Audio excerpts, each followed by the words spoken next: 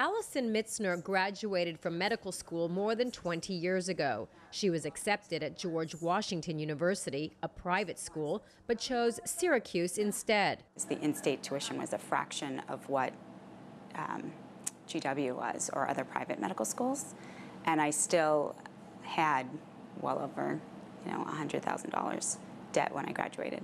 20 years later, she's paid roughly half that amount. She estimates she'll need another 10 years to pay off the remainder.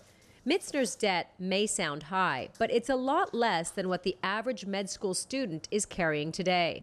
According to the Association of American Medical Colleges, in 2017, graduating med students had a median debt of $192,000. Some medical schools in the U.S. are worried.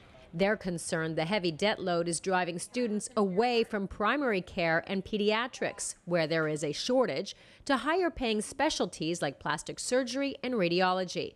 Some have begun offering breaks on tuition. None has gone as far as New York University, which recently announced tuition would be free to all of its medical school students, regardless of merit or need, effective immediately. It's no drop in the bucket. Tuition costs around $55,000 a year. In a statement, the medical school's dean said this decision recognizes a moral imperative that must be addressed as institutions place an increasing debt burden on young people who aspire to become physicians.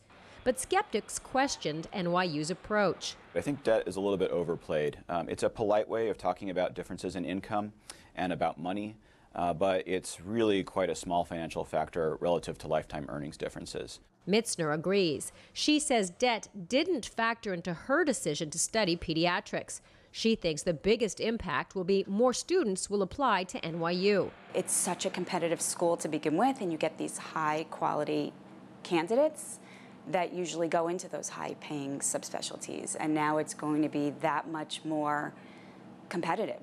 Perhaps, but with free tuition, candidates who once considered it out of their reach might now apply. That could potentially diversify the student body, which is something else NYU wants to encourage. Karina Huber, CGTN, New York.